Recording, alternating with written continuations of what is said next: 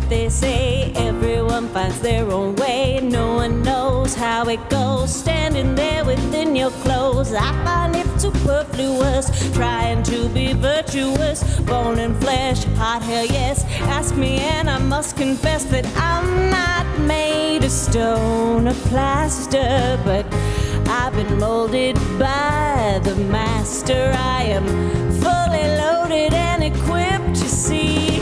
God's got her fingerprints all over me. Yeah, yeah.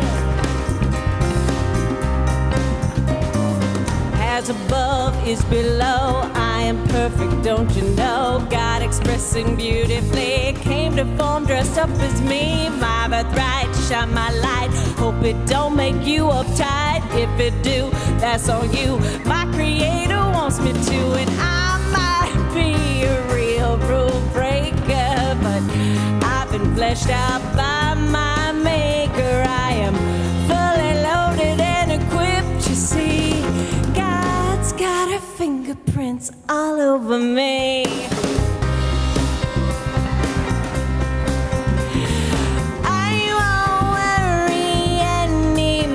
About what you say, I can't get there if I have to go your way. My own compass works just fine. Me trusting me equals divine.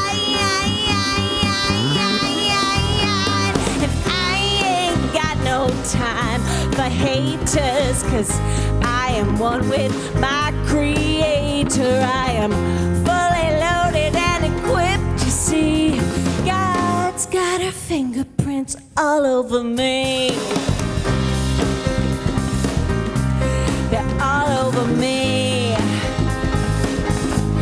I'm letting it be. Got her fingerprints all over me.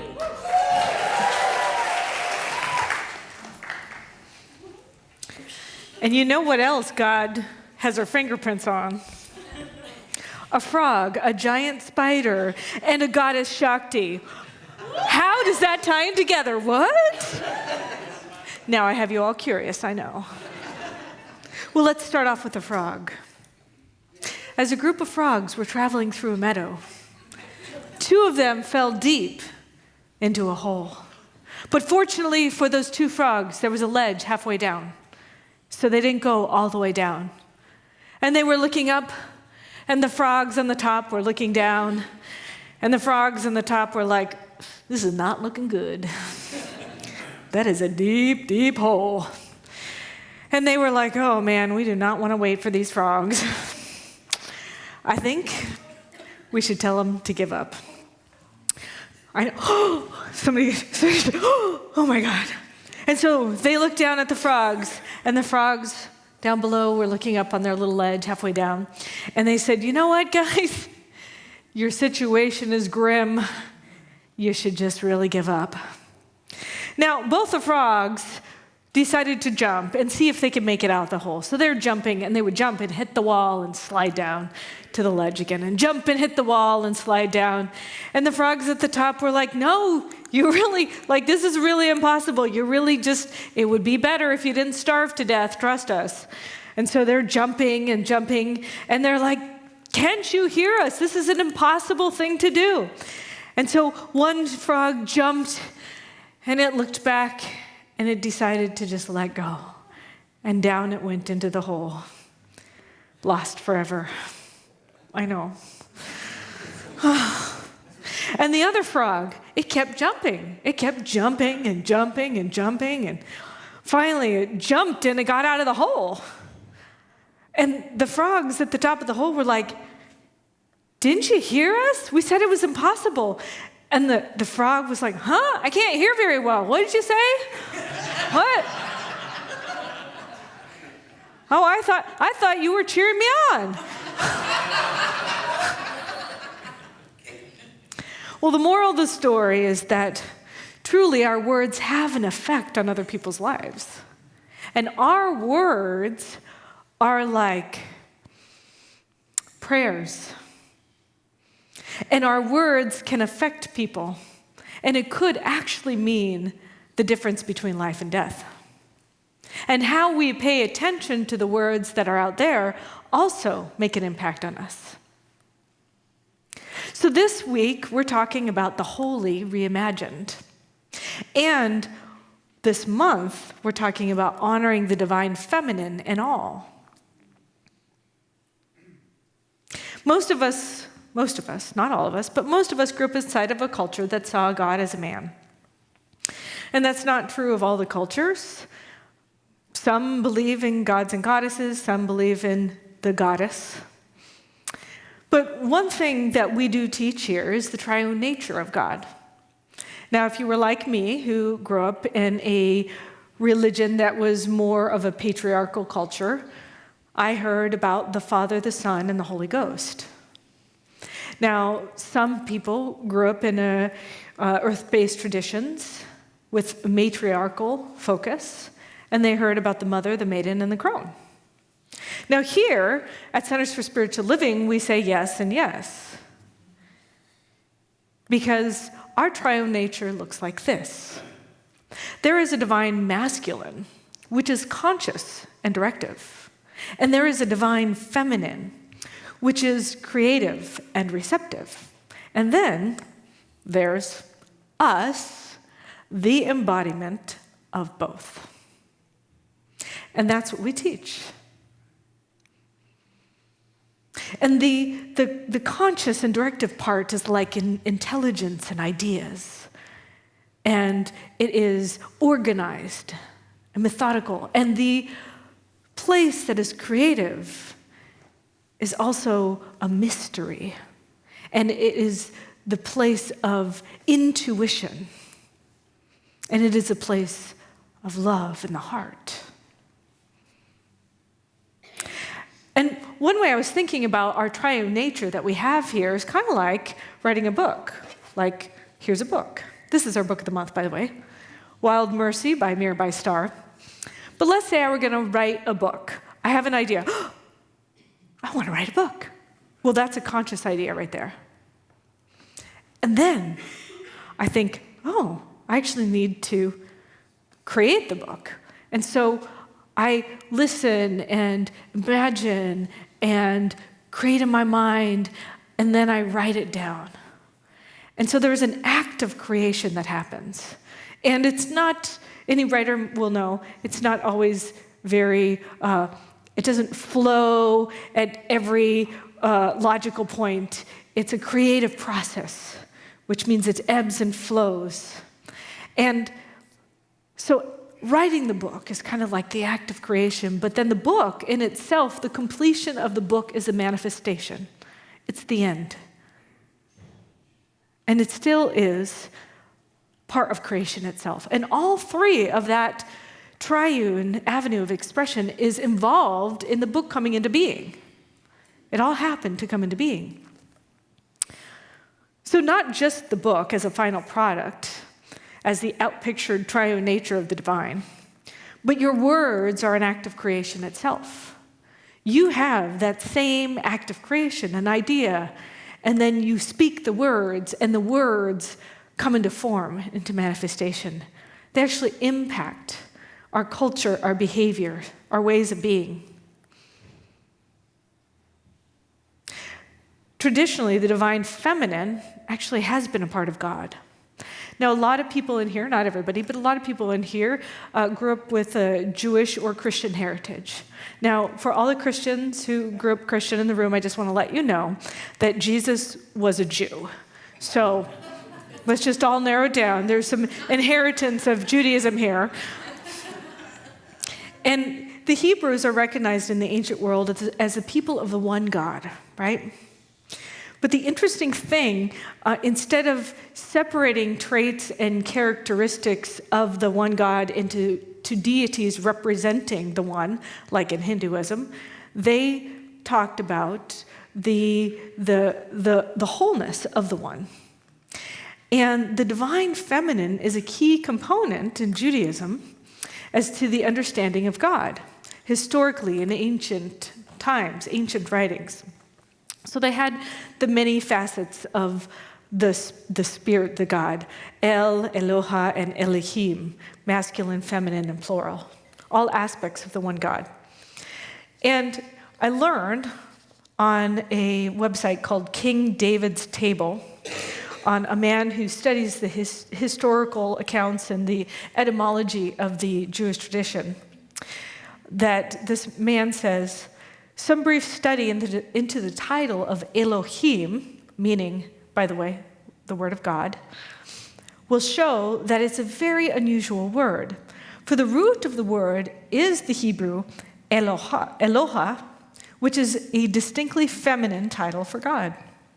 But then attached to it is the plural masculine suffix, which is normally only used in grammatically masculine nouns.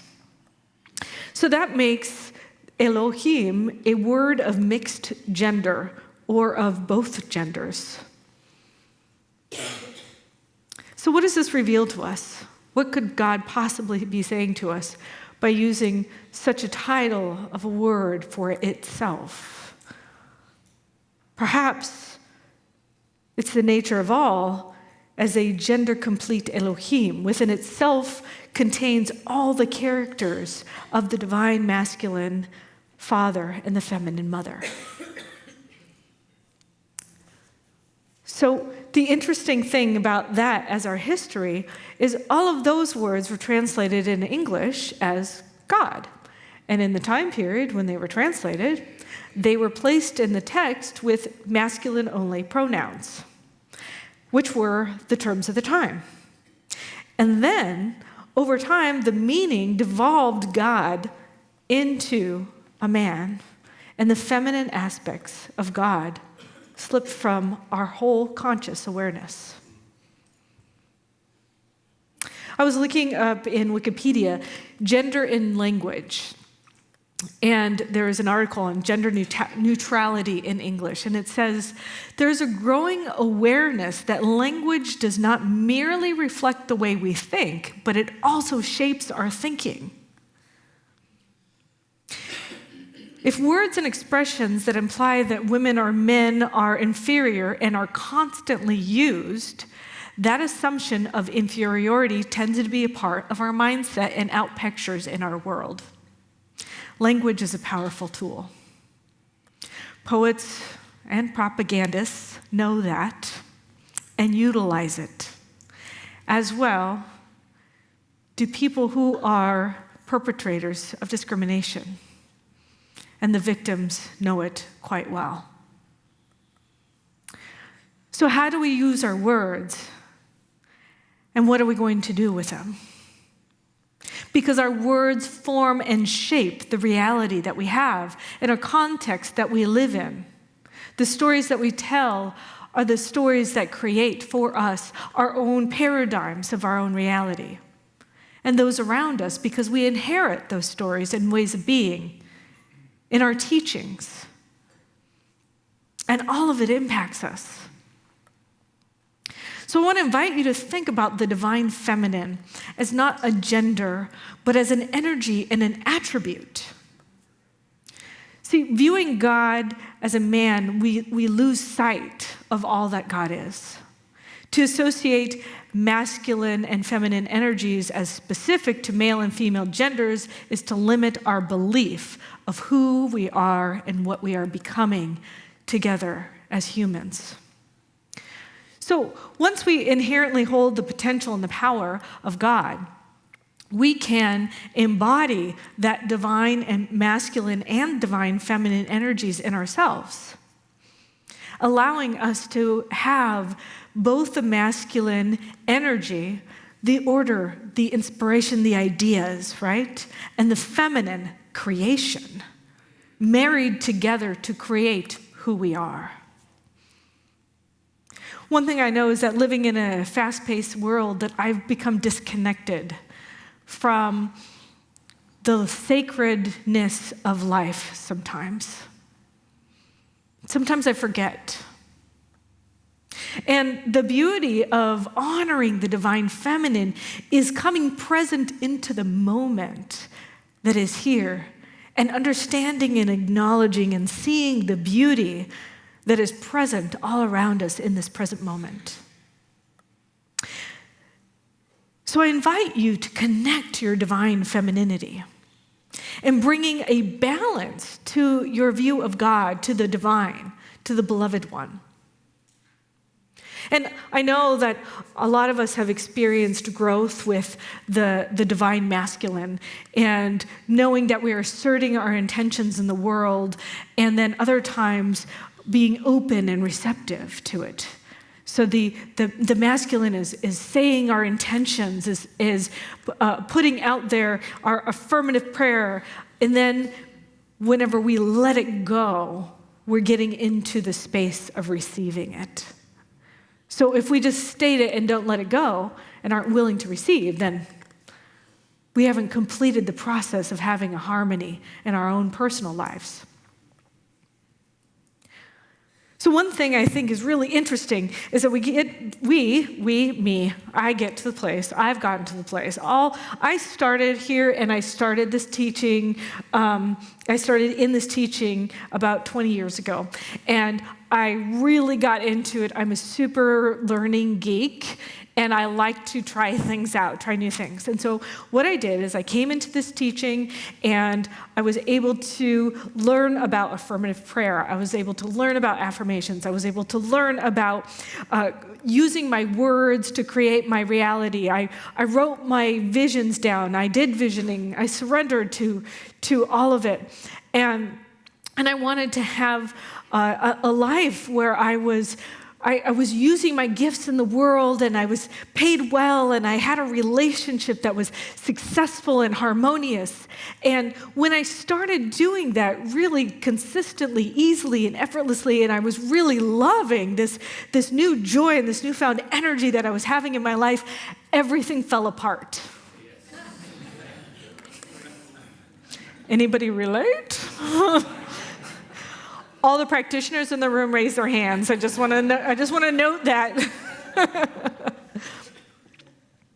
Because the interesting thing is that when we are getting into the space of bringing in the new into our life, then the old falls away. I said to a practitioner at the time, I said, "Oh my God, my life is falling apart." And they said, "No, your life is falling together." And so maybe you're in that spot. Maybe you've just said, "Oh, I'm starting to connect with my own self, my own power, my own awareness. I'm becoming directive and intentional in my life. And geez, God, I'm open to receiving all this good that is mine." And then all this crap starts coming up. Well, that's because the crap is there to dismantle and destroy and disrupt so that good can emerge in your life. Because there has to be some dismantling and disruption to happen in order for the good to emerge in our life. There's a harmony that happens between these two energies. We can't have one without the other. Well, we can, but it's really off. And so I'm inviting you to step into that idea of embodying that balance and harmony in your life. There's a story. See, this is how it's coming together, I tell you. There's a story of Grandmother Spider. Grandmother Spider. Spider Woman or Grandmother Spider is part of the creation mythology for many Native American tribes, including the Hopi, the Pueblo, and the Navajo, indigenous cultures. And in the story, it says, at the beginning, there were two. One was Tawa, the sun god, and the other, the sun god who had the powers of all that is above, and the other was the spider woman, who is the earth goddess. And the earth goddess had the powers of all that is below. And the sun god imagined all the creatures of the earth. And then the spider woman turned those thoughts created those thoughts into living plants, animals, and people. So she had the sun god's idea, and she molded and formed and created that idea into something. And so the idea and the actual creation were merged, coming together to make physical reality. And then, because she was a spider and the divine wisdom of all, she attached her spider silk to each person to provide direct access to her wisdom. Now, wisdom is different than knowledge. Knowledge is facts, but wisdom comes from the heart. Wisdom comes from within. And so she attached her wisdom to each and every human on this planet. Now, I think that's interesting that our Native Americans would have a story that's so similar to what we have.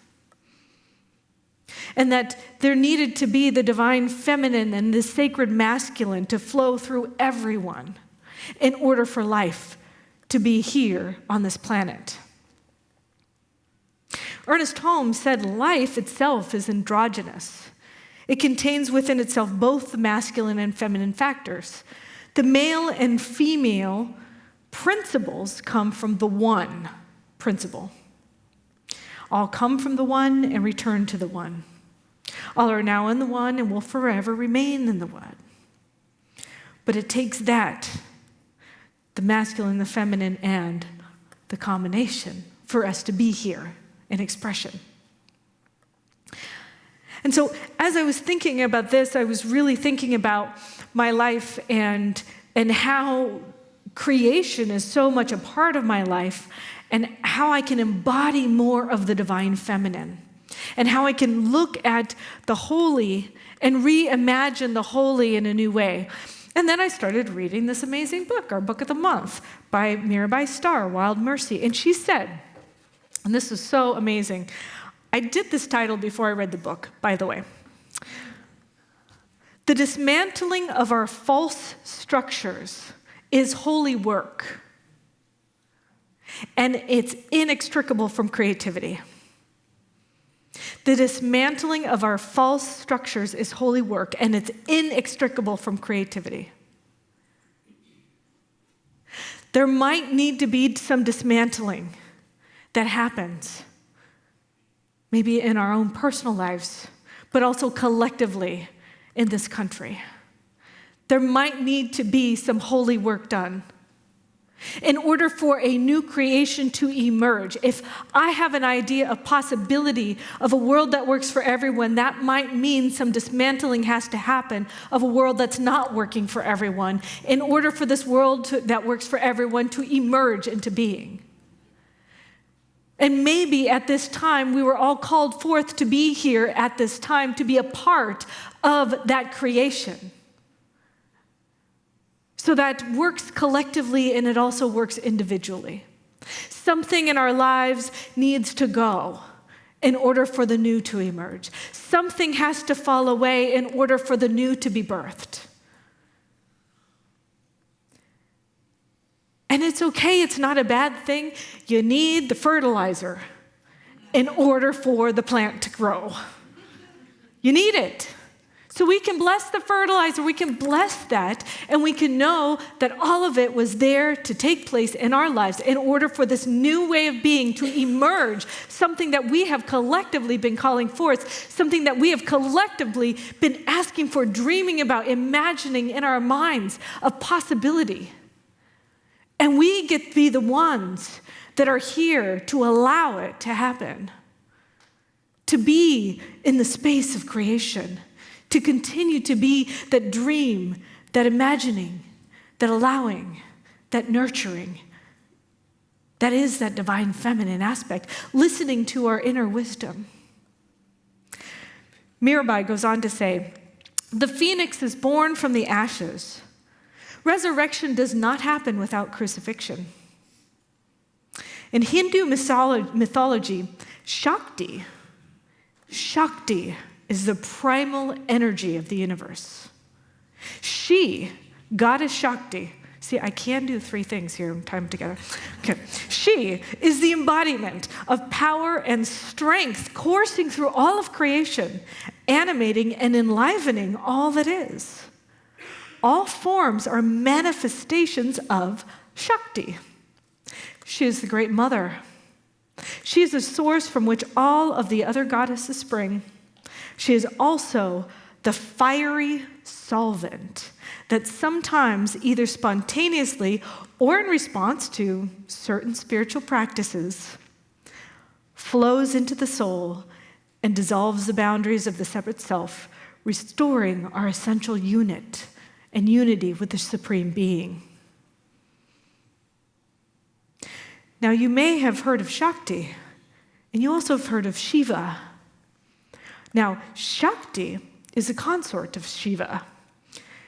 Shiva is the god of destruction and, get this, transformation. Amazingly, when something needs to change, something needs to be dismantled in order for transformation to occur.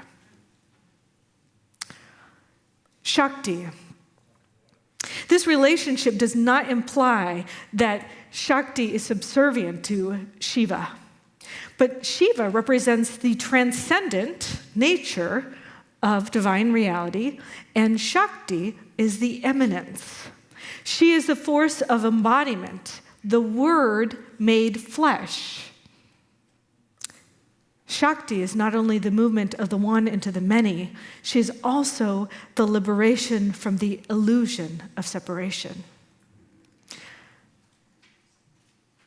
So, how many people in this room would like more good in their lives? Yes. Well, I'm going to do a practice to invite that more good into your life. This is activating Shakti. From Gaia.com, by the way. So what you're going to do is you're going to rub your hands together. Okay, and now you're going to pull your hands apart and you're going to feel the energy field between your hands. Feel the energy field. And I'm going to invite you to put your hands over your heart space areas, down a little bit lower than many of you have it, and make sure you can feel the energy between your hands. And it may be wide, it may be small, but when you can feel that energy moving between your hands, I want you to close your eyes, bring your attention to your heart space. And I'd like you to inhale and exhale from your heart space as if your breath was moving through your hands forward and then out the back of the body. So just take in some deep breaths.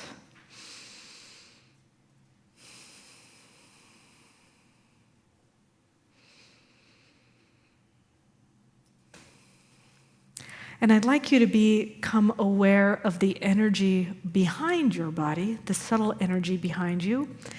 And imagine the energy behind you is supporting you like a backrest. Let yourself be supported in the energy behind you. Lean into it. And remember to breathe in and out of your heart space, breathing in between your hands forward and out behind you backward. And now I'd like you to feel that same energy flowing to the right of you and flowing to the left of you. And take some long, slow breaths, breathing that energy.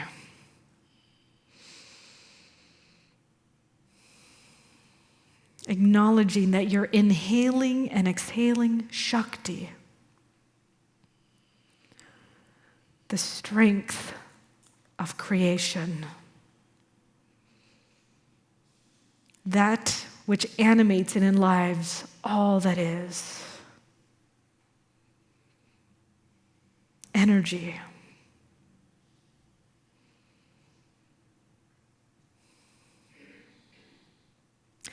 And now I want you to notice if there's any areas in your body that feel stuck or tight, and I'd like you to send that energy that Shakti energy to awaken and enliven and dismantle anything that is not serving your body right now.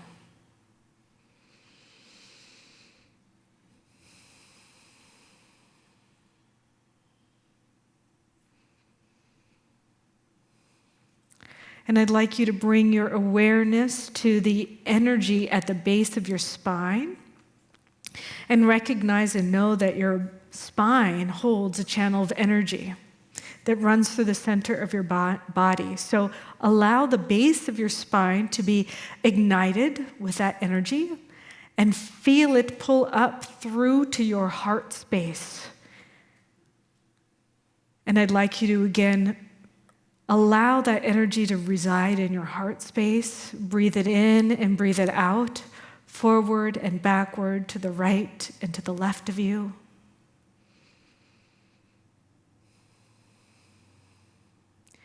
And now I'd like you to bring that energy up from your heart space through to the crown of your head, allowing it to open your crown chakra, and bring it down into your heart space. Allow yourself to feel expansion, tingling, anything you feel as energy or electricity. And acknowledge that this feeling is Shakti energy.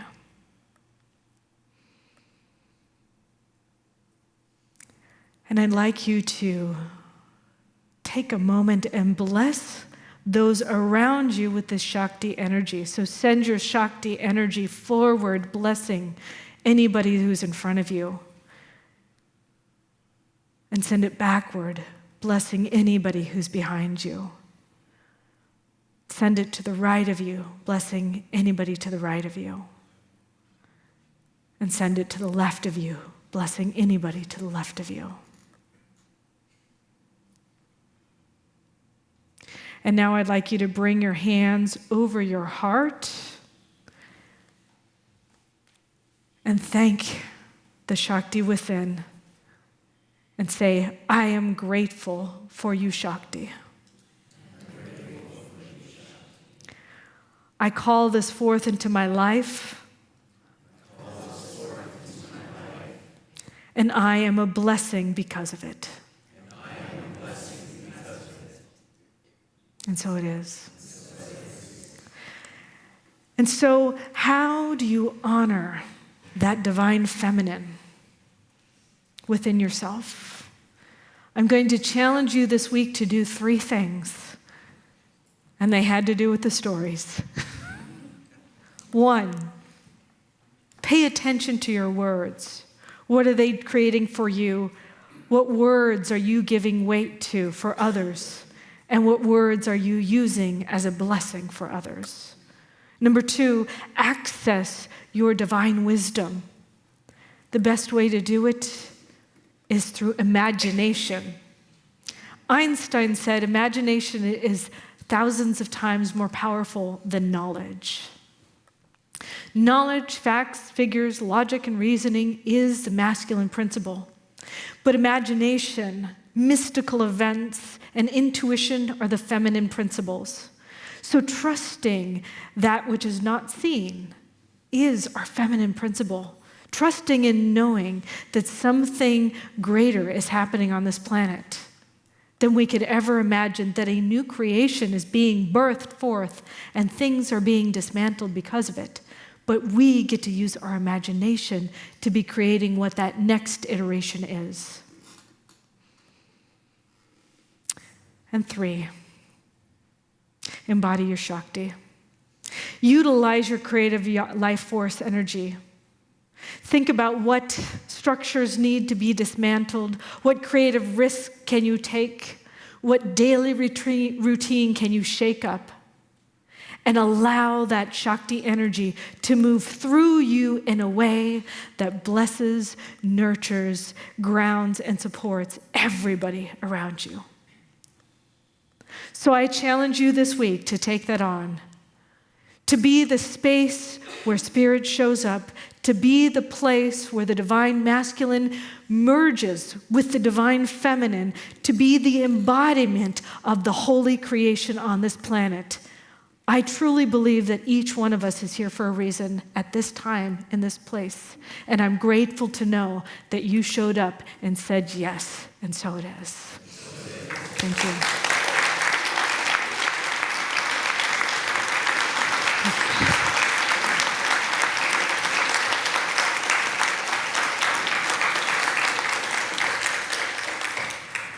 And let us pray. And so knowing right here and right now that there truly is the embodiment of that divine, energetic, I allow and know that all of creation, all of the ideas are here and available, and I avail myself to them. I know that this idea of a world that works for everyone is truly a divine idea. And I welcome and know and surrender to all of the dismantling that is happening, knowing that it is truly up-leveling, uplifting, and creating a greater good for myself and my life and my community, my country, and my world. And so I call forth within me the idea that power and love is the force of creation on this planet. And so I know that I am a powerful force for good. That as I've been seeking my good, it has been seeking me. As I have been touched by the fingers of God, I have been awakened to the truth of who I am. As I have availed myself to the Shakti and Shiva, I recognize and know that there is a divine dance of harmony that is happening in my life, right here and right now. And it brings me to this present moment where I feel and know and embody and drink up and appreciate and send out that amazing, luscious, joyful rainbow of creation that is me, that is my words, that activates, that articulates, that opens, that inspires, that reimagines, that recreates, that opens to a greater good than I could have ever fathomed or imagined, that I feel and know and surrender into, knowing that it is so good. And it's mysterious, and it's intuitive, and it's fun, and it's playful.